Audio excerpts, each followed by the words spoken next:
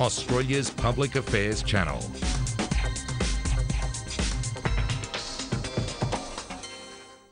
I'll now hand over to my colleague Murray Goot, the Deputy Director of the Centre for Media History, to introduce our first keynote.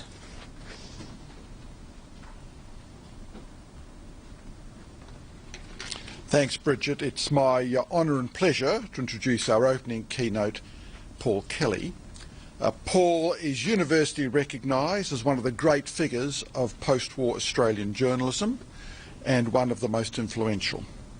His contribution to the writing of contemporary political history through a number of books, from The Unmaking of Gough in 1976 to The March of the Patriots 2009, is without peer. As Editor-in-Chief of The Australian from 1991 to 1996 and Editor-at-Large since 2004, Paul has proved to be one of the country's most significant newspaper editors as well. Paul has titled his reflections, The Paper and the Nation, 50 Years of the Australian. Ladies and gentlemen, Paul Kelly.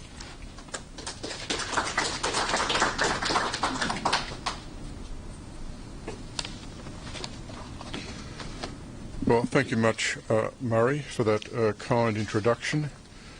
It's great to be here. I want to thank Macquarie University, notably Bridget Griffin-Foley and Murray, for organising this symposium and for inviting representatives of the Australian to attend. The paper does see the 50th anniversary as a landmark, and our approach, as you can see, has been to offer a sustained summary over 50 days of the highlights of this history, and one of the key people involved in writing that is Mark Day, who is in the audience today. I want to acknowledge the fact that we've got a number of legendary figures from News Limited and the Australian are with us today.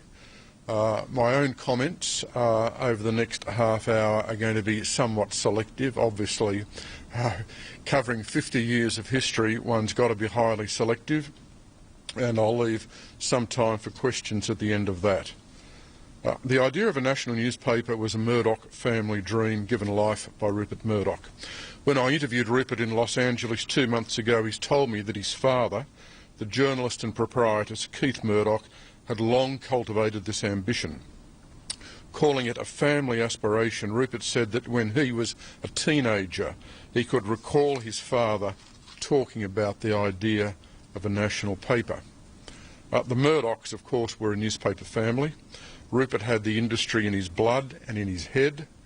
I suspect his decision to launch the Australian came from the seething chemistry of his impatience, ambition, heritage and frustration.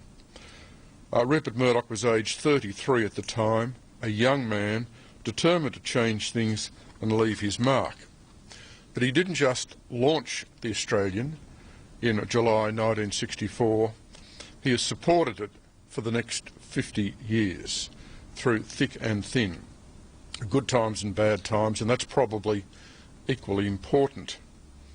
In a media empire that reached a global scale nobody could have foreseen half a century ago, Rupert Murdoch has always displayed a deep and abiding commitment to the paper. From the interview I did with him, it's clear that his vision for Australia as a country and his concept of the Australian as a newspaper are tied together. And of course, that is the case for many of us who've worked on the paper for such a long period of time. The daily business of the paper is to focus on breaking stories around the nation and addressing on the op-ed page the fundamental issues that face the nation.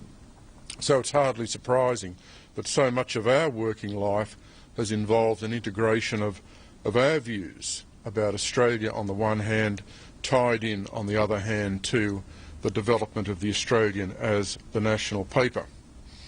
Its survival and its success over 50 years rests upon a remarkable trifecta: Rupert Murdoch's personal commitment, the paper's location in a highly financially successful global media company, and thirdly, while it may have taken some time to develop, the emergence of a strong, distinct and sustained brand for the Australian.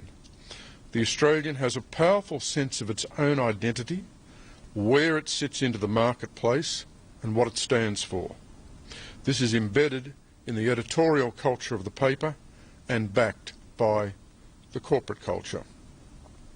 The Australian is unique because it's national, it aspires to quality, and it is a paper that manifestly seeks to change and improve the country. The Australian was born in Rupert Murdoch's deep frustration with the Menzian age of the early 1960s. He believed that the early 1960s ruling class was hopelessly obsolete. Australia in 1964 was a nation of racial discrimination, a gross gender inequality, censorship and introspection, though it was ready to change when given the chance. The timing of the launch, 1964, in retrospect, looks just about perfect. The paper, from the start, was serious, intellectual and irreverent. Now, I've got the first edition here, and I'm going to hold up the centre page spread.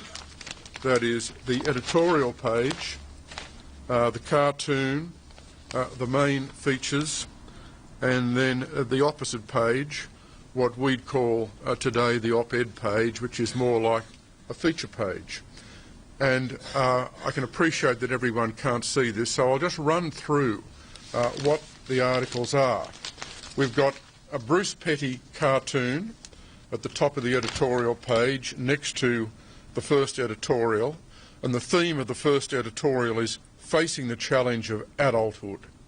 And the philosophy in the first editorial summarises the philosophy of the paper, and that is that the aim was for an Australia which was more confident, a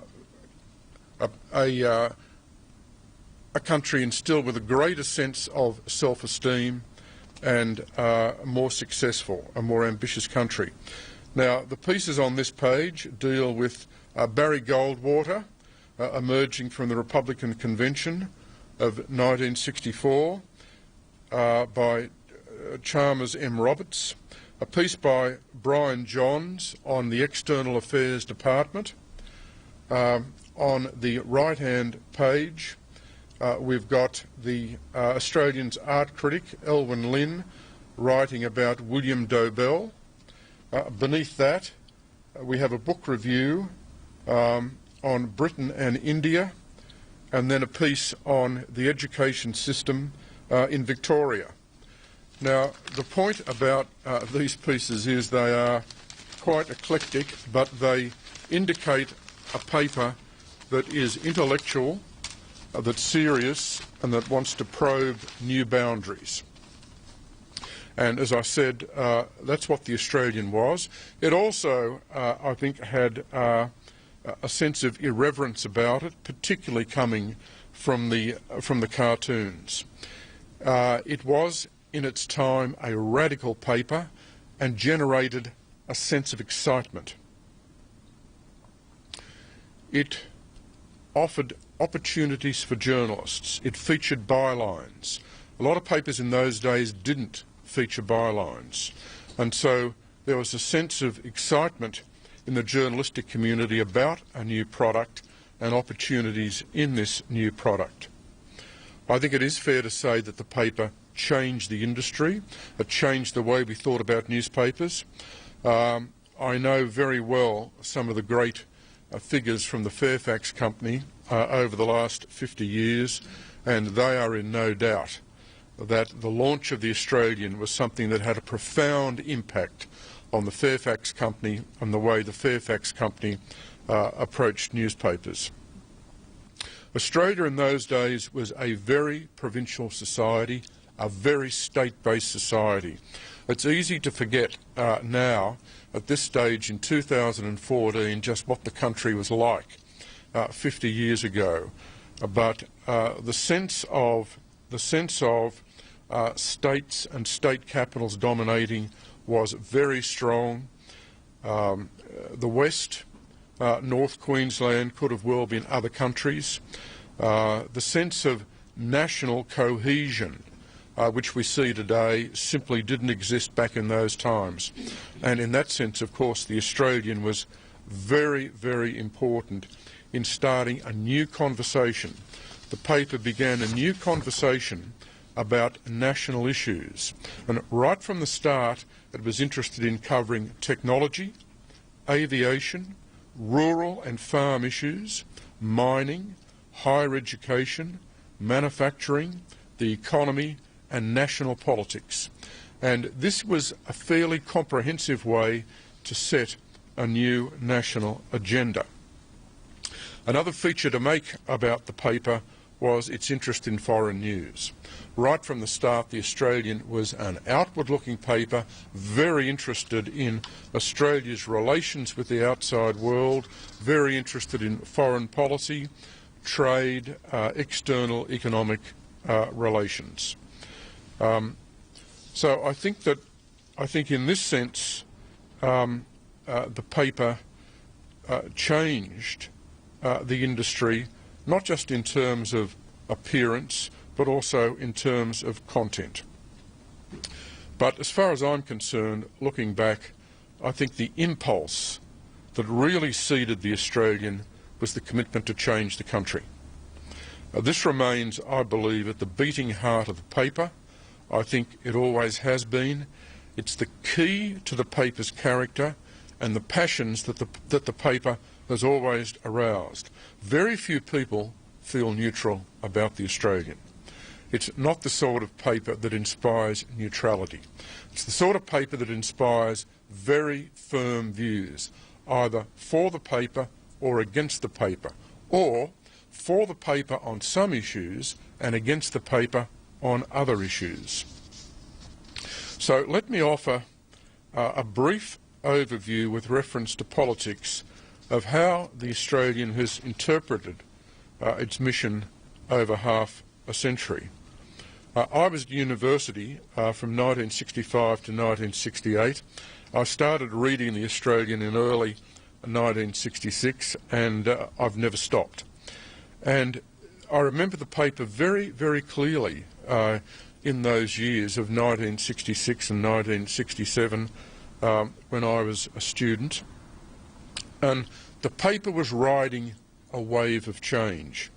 Australia in those days was a very conservative country, but the momentum for change was coming as a new generation of people emerged from school, went to university, values began to change in terms of both personal morality and social norms. The paper was a very assertive paper, a confident paper from the start that had a sense of mission. And a lot of that was tied in to this sense of change that I've talked about. Donald Horne had written The Lucky Country about the same time the Australian was launched.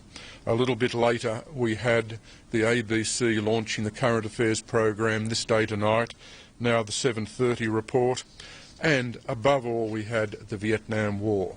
We had the Vietnam War and the paper took a very, very strong stand right from the start against the Vietnam War. It wrote a lot about the war in a highly intelligent way, highly competent reporting of the war, but the paper's opposition to the Vietnam War in the late 1960s was a defining moment. And in this sense, of course, in political terms, what the paper did was the paper eventually through its support behind Gough Whitlam. It supported Gough Whitlam at the 1972 election. The view of the paper was that the Menzian age had surrendered to the prime ministerships of Holt, Gorton and McMahon, which were flawed efforts to tap the mood of change in the country. So the paper was very committed to the Whitlam transition. Whitlam, of course, only won that 1972 election by a very narrow margin. Not that the Australian made any difference to the winning margin, but I think in symbolic terms the role of the Australian as a quality broadsheet supporting Whitlam in 1972 was very, very important. What happened then was we had a very turbulent period of government, a very turbulent period in the country, and I think the real turning point came in 1974. I was political correspondent of the paper in 1974, and I remember it well. And essentially the Whitlam government got sunk into internal divisions and convulsions. The loans affair, we had global stagflation, and we had great difficulty with the Whitlam government responding to this in economic terms. We had rising unemployment and rising inflation in Australia. We saw briefly the rise and fall of Jim Cairns. We saw the influence of Rex Connor when it came to the loans affair, and we saw Whitlam really struggling in government to hold his team together and to sort out what to do. I can remember by July, August, September 1974, there was a profound sense that the Whitlam government had failed to manage the economy effectively. Certainly the business and financial community was deeply disenchanted. This led to 1975, the most turbulent year in the history of the paper. The paper gave strong support to Malcolm Fraser against Gough Whitlam, in particular over the blocking of supply and the dismissal of the Whitlam government.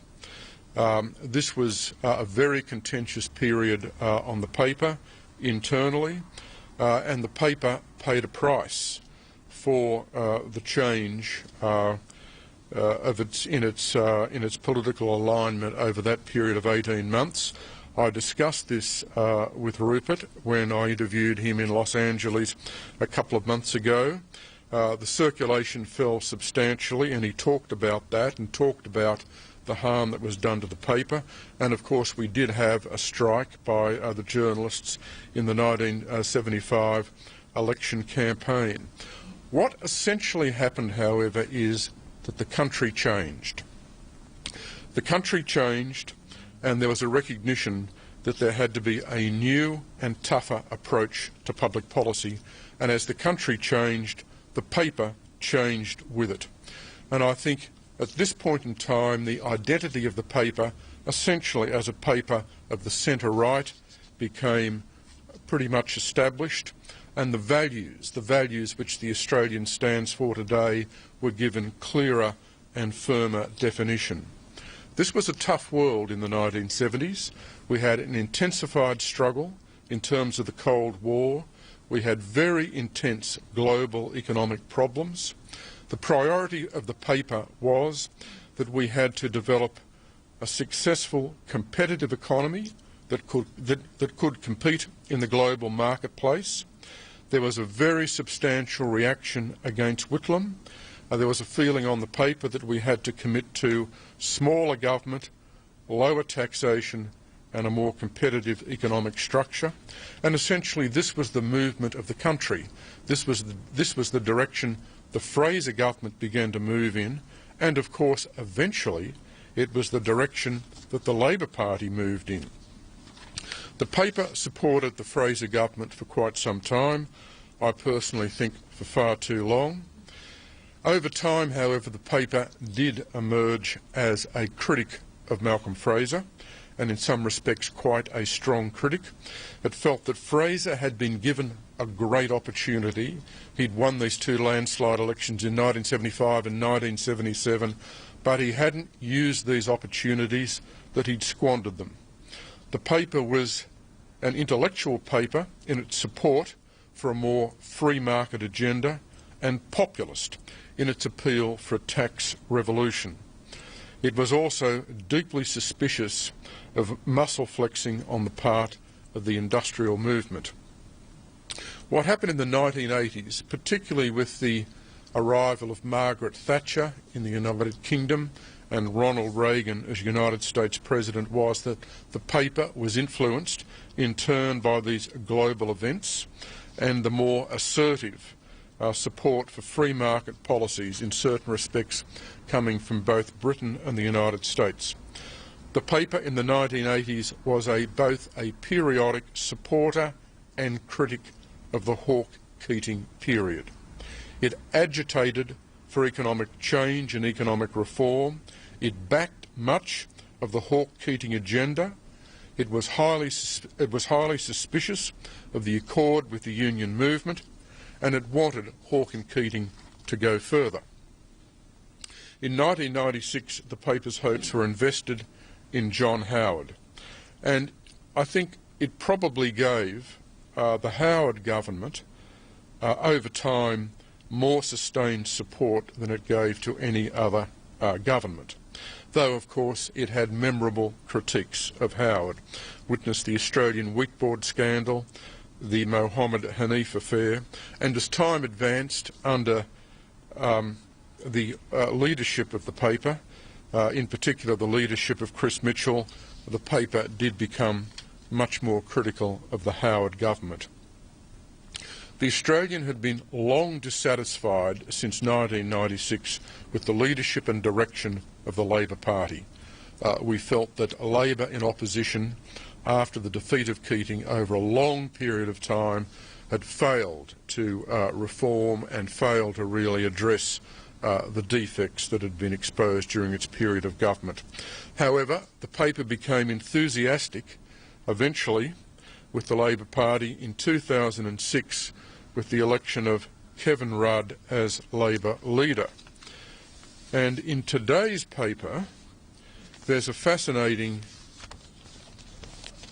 insight into contemporary history in today's 50th anniversary pages, where Chris Mitchell, the editor-in-chief of the paper, talking about the 2007 election, says, "Not everyone was convinced Kevin Rudd was the answer. Quote, we talked the proprietor around," explains Mitchell of his effort to convince Rupert Murdoch to support Rudd. Well, there's a fascinating story there, but the paper in 2007 did support Kevin Rudd and abandoned its previous support for John Howard. And we believed, and the paper hoped, that Rudd would be a fine Prime Minister, and we supported him strongly in his early months in the Lodge. It is, however, undoubtedly true to say that the Australian was the first paper, and for a while it was the only paper, to recognise that there were very serious problems, very serious policy and administrative problems with the Rudd government, that this in fact was a dysfunctional government. And we ran a major piece arguing this in the middle of 2008, which became famous or infamous. Over time, it's fair to say the Australian became critical and then more critical of the policies, priorities and dysfunction of Labor in office during the Rudd and Gillard period, and at the 2013 election we offered strong support to Tony Abbott and a change of government. What do we conclude from this history? Well, I think there are a couple of points to conclude from this history. The first point, and I can't emphasise this strongly enough, is the Australian is not the paper of any party. It never has been, it never will be. The Australian has its own vision for the country, its own political, economic and social vision, and it evaluates both sides of politics according to our vision. I've had to explain this on countless occasions to a range of senior political figures. We are not committed as such to either the Labor or Liberal Party, and that is the lesson of our history. The second point to make is that we judge issues on merit, item by item, and that is that the attitude we have on welfare may not correspond in broad political terms to the attitude we have towards China, or the paper's policies on industrial relations don't give you any guide to what the paper's policies on Indigenous affairs might be. This is a paper which assesses and judges issues on merit, and in that sense I'd like to go back to the quote from Gough Whitlam that the Australian is unpredictable. I think that's still the case. I'd like to make some comments quickly on some structural and cultural issues about the paper. The Australian has always searched for talent. Rupert Murdoch did right from the start. Look at two of the early editors, Max Newton and Adrian Deemer, completely different people, yet brilliant editors able to make a very substantial contribution to the paper. The paper has always had an abiding commitment to journalistic talent, nurturing talent internally and going out into the marketplace to hire more talent. I can't run through all the talent on the paper today.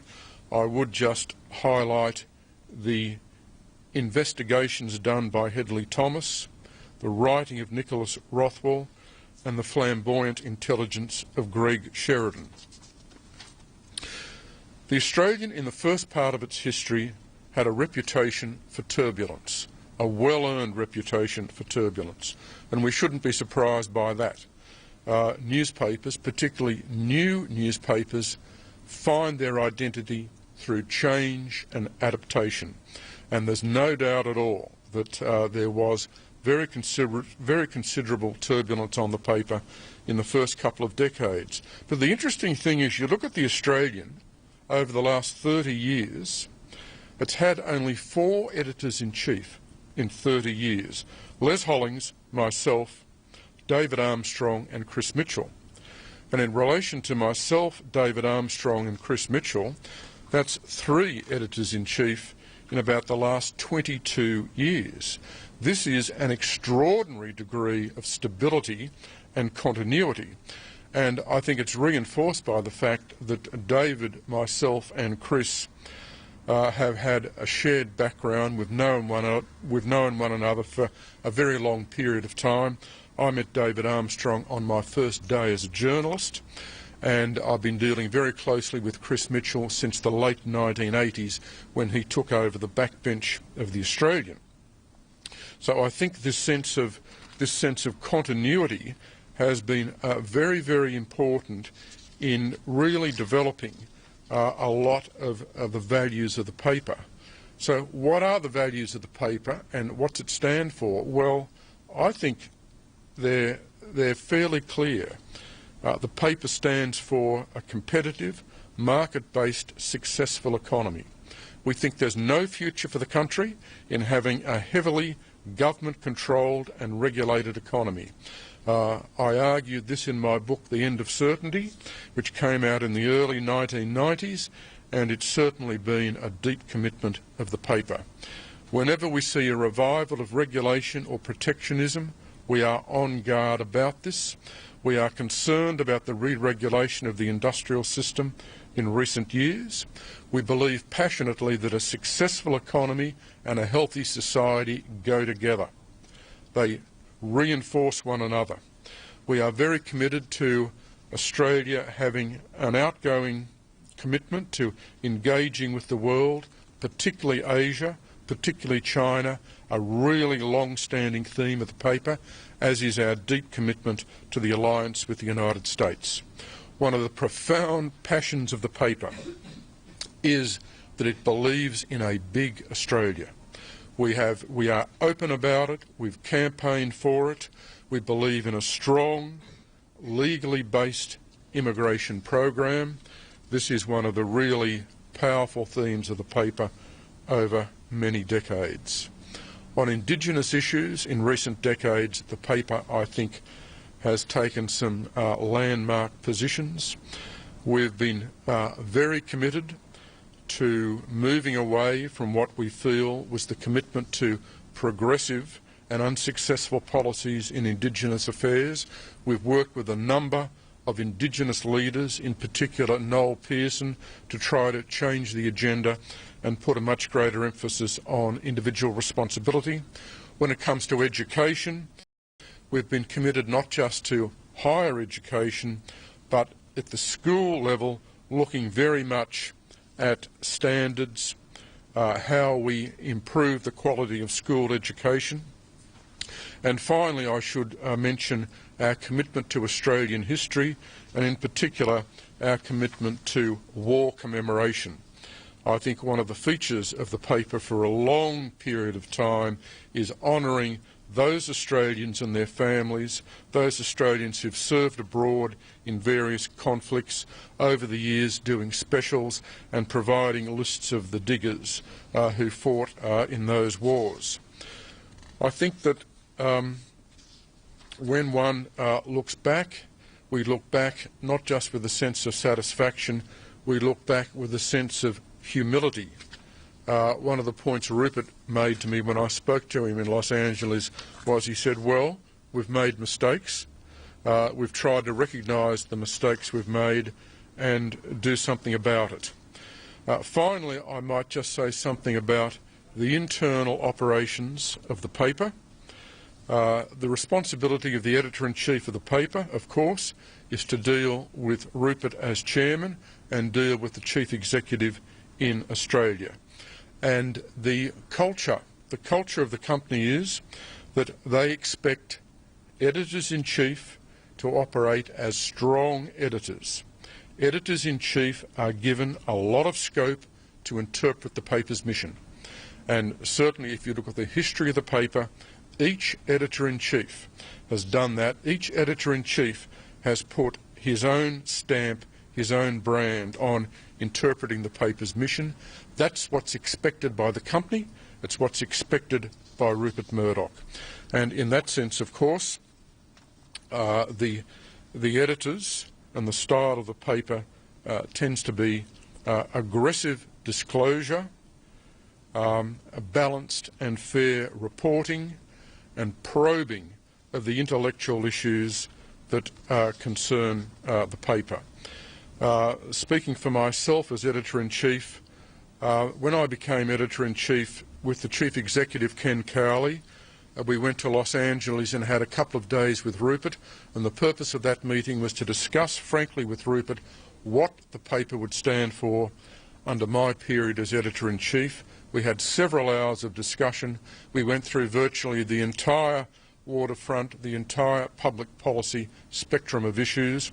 It was a very valuable discussion with me, a very good exchange with Rupert Murdoch, and essentially as editor-in-chief of the paper for 5 years I relied on the framework that Rupert and I had agreed on at that first meeting. And what that meant, of course, is that as editor-in-chief you can be a very strong and I think a very forceful editor.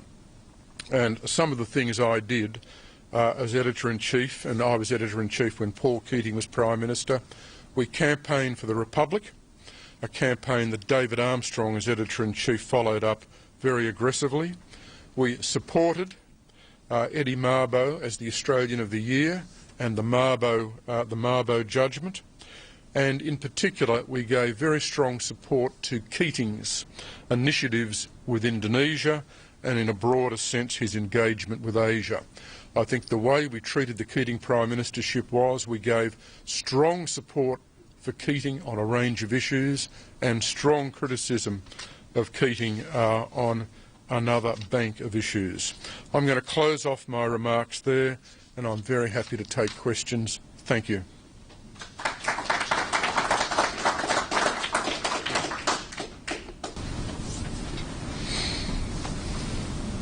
This needs to be coordinated. I wanted to start by taking you back to your remark about the determination to change Australia, the paper's position from the beginning and without end.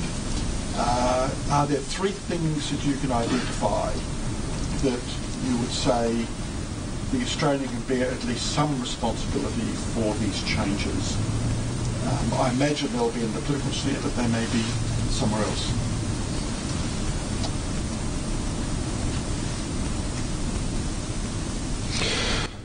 Well, that's a very difficult question because there's, I think, a natural reluctance on the part of a newspaper to actually claim credit for a public policy change. What I'd say is I think we've been a very influential newspaper among decision makers. We are very influential with the political class, and I think we've had a profound influence over a range of decades with the political class. I know particular examples of where Prime Ministers have taken a lot of notice of what we've said, but I think I'd better leave that in the vault for the moment. In terms of responding to your question, I do think that the Australian has had a substantial influence in the debate about industrial relations. We've had a sustained position there for a long period of time, and economic policy more broadly. I think that our commitment to relations with China and Indonesia at various stages over the past few decades has been significant and influential. Again, I think our commitment in education, which I highlighted at the end, and the collaboration in which we've engaged with senior Indigenous leaders in attempting to change the debate in this country on Indigenous affairs, I think has been an area where we have made a very marked impact, and I think the role of the paper is recognised. So they're general areas that I would mention. There are other specific stories that I could mention as well. Three that spring to mind were the Australian Wheat Board story during the Howard period, the Children Overboard story during the Howard period, and the Hanif affair story during the Howard period. They are three stories that the Australian was particularly concerned with, and the disclosures we made in those areas were highly significant. Yeah, I wanted to ask about the Republic campaign, which is obviously one of the failures of the Australian, quite because of frenzy campaigning. Remember opening the papers when they were publicity and all that. Can you talk a bit about where that came from and why you think it came? Well, I think it came from the mission of the paper. It came from the fact that, as I've said, the paper is a change agent, and you've got to bear in mind that if you look back at the early years of the paper, one of the themes is that it's time to get away from Britain. It's time to break the British bonds and to come to grips with where we are as a country in Asia as a Pacific power. So that was a very, very discernible theme in the early years.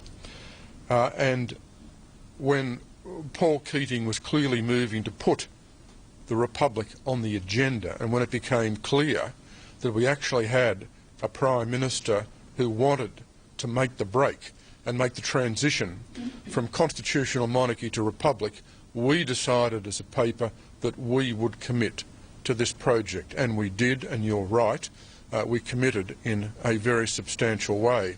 I can remember occasionally Rupert would say, aren't we going on too much about the Republic?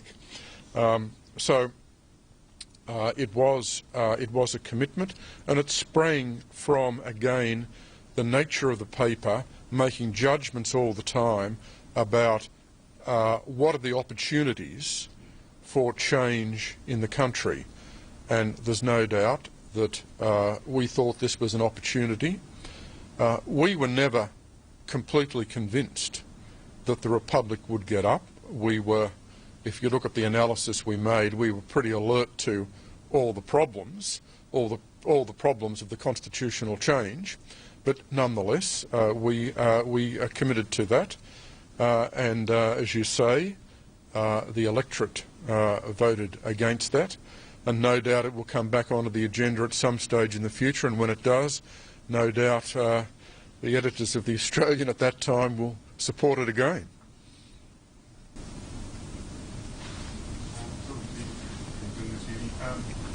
talked about the paper as an agent of change. Has there ever been much ambition for that other model of a newspaper being a paper of record? How do those two ambitions fit? Well, I think they do fit together. The paper, I think to a very large extent, is a paper of record. Whenever there's a major event, a budget, a major economic decision, the release of the recent report on welfare, the McClure report, the Australian is there anxious to try and report the event and set the scene and shape the agenda. And if you look at the Weekend Australian is, I think, distinguished by two features. There's a lot of opinion and there's a lot of reporting. The two go together, and I think they've always gone together on the paper. But has there been a shift from newspapers to what people call newspapers? Well, I think there has been, as a result of the digital revolution and the pressures on newspapers, I think around the world there has been a shift in newspaper culture. I don't think there's any doubt about that. I've recently been in both the United States and the United Kingdom, and this trend is very, very discernible there, and that is that papers tend to be more opinionated, and they define themselves and brand themselves in the marketplace in a much stronger way than they necessarily did before, and that is a political branding as well. Now, we've always seen this to a certain extent in the British newspaper market, which has been very much segmented in terms of politics, but this trend continues, and I think the trend is obviously apparent here. If you look, for example, at the Fairfax papers, you'll see that the Fairfax papers have become much more defined by their political views and by their political opinion. And one of the debates we often have on the Australian is, okay, if we look at particular issues, which are the more pluralistic papers? Which paper, the Australian, the Sydney Morning Herald or the Age, on a particular contentious issue is providing the more pluralistic coverage? And often we judge ourselves by that, and while we have firm views on particular issues, we do try and cover both sides of the waterfront. We're particularly careful about that, and I think often we do that more successfully than our counterparts at Fairfax. Margaret Van Heekeren. As you said earlier, you're constantly having to explaining to senior politicians that the paper is marching to its own drum. It's not the paper of a particular party. It seems then that the Australian is very misunderstood. I'm just wondering, why do you think that has occurred? How is it misunderstood? In that you're constantly having to explain that we have a vision of our own, and we're not just party political. Well, you've always got to explain that to politicians. I think that's probably a wider perception as well among the public. They just say, well, it's a paper of the right, full stop. Yeah, well, I said... So that's what I'm saying. Yep. It's sounding like it's been very misunderstood, and I'm wondering how you feel that may have occurred. Well, as I said earlier on, I think from the mid-1970s the Australian has been positioned on the centre-right of the spectrum, and so that's how we've interpreted our mission, but that hasn't prevented us from taking a series of positions in support of Aboriginal reconciliation, or in support of the Republic, or in support of a strong non-discriminatory immigration program. So the position is, I think, more nuanced and more complex than many might recognise. You've got to, in terms of this debate, use some simplifications in terms of trying to come to grips with issues. Look, people will always judge newspapers by the attitude they take at the time. So it's certainly true that we supported a change of government at the 2013 election. We were very critical of the Rudd-Gillard government, and we make no apology for being critical of the Rudd-Gillard government. The poll ratings of the Gillard government were the worst for Labor in 100 years. They were the worst in 100 years.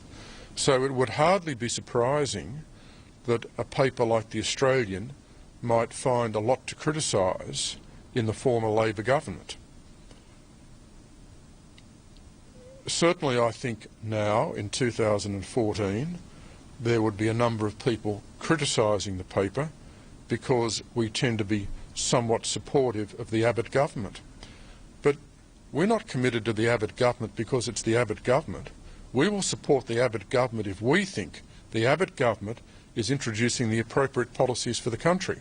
And it's the view of the paper that the budgetary and fiscal situation of this country was not put honestly before the Australian public over the last couple of years, and we can now see this in terms of the current budget, the reality check of the current budget. Now, you can agree or disagree with a lot of the measures in the budget, and certainly it's true the Abbott government didn't prepare the Australian public for this sort of budget. On the other hand, however, it's certainly our view that very tough decisions are going to be required in order to get the budget back into surplus, and so therefore we will support the Abbott government when it takes those decisions. Now, I can understand people in that sense criticising the paper and so on, but the paper will make its own judgments over a period of time.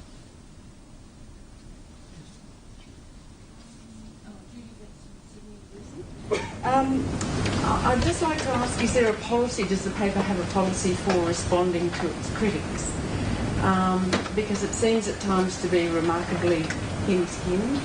I'm thinking about the paper's response to Robert Mann's... I missed that, Judy. Just say the last bit before you mention Robert. Oh, I said I thought that the paper had a bit of a, or gave the appearance of being a little bit thin-skinned in its response, for example, to Robert Mann's quarterly essay. Well, look, I don't think the paper's got any particular policy about this. We're aware of the fact that this is an aggressive marketplace.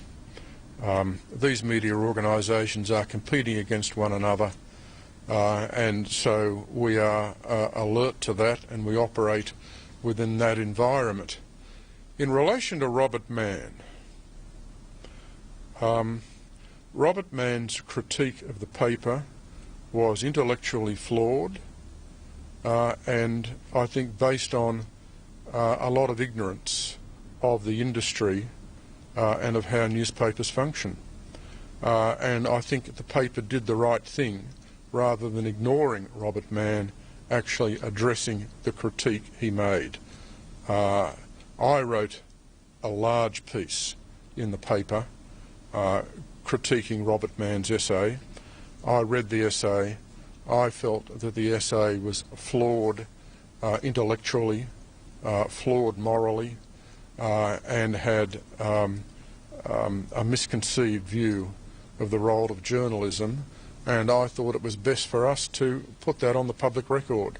So maybe some people think we're thin-skinned, I'm not certain, but certainly I think it's important when these issues come up to address them in the paper.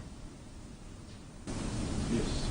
Michael Bodie, you mentioned there's a fascinating story being talked around the proprietor on Kevin Rudd. Are you willing to expand on the story? No.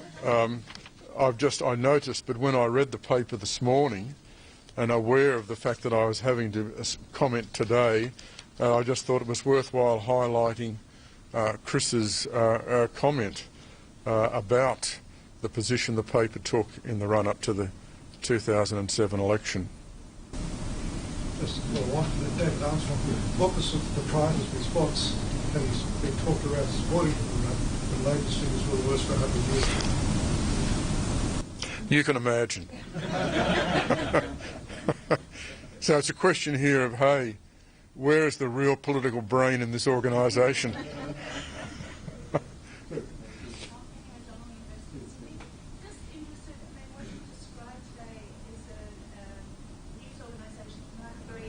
Stable and successful, but that makes it sort of quite anomalous in today's media environment. And I'm just interested how you see the Australians' next 5-10 years. When I asked Rupert how long the Australian will be round, he gave me a one-word answer: forever. That's what he said. And when I asked him how long the print version will be around, he said, well, look, I can't answer that. And that's fair enough. But you can see the investment the Australian is making in both the print edition and the investment it's making in digital. So we are very, very committed to this. We've got no plans to shut down print editions or anything like this. We continue to run an aggressive paper that seeks the best journalists, that is as successful as it can be financially, while we make a transition as best we can to digital, looking at different platforms on which to put the content of the paper, and seeking to invest in this transition and judge how to make the transition. I think that's probably the best answer I can give you. Well, I'm committed to finishing on time, so it remains for me to thank you very much for the good paper, through presentation, and a wonderful start for our 2 days symposium. Thanks very much. Thank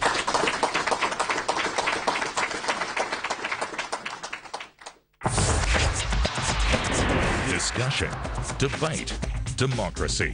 This is APAC, Australia's public affairs channel.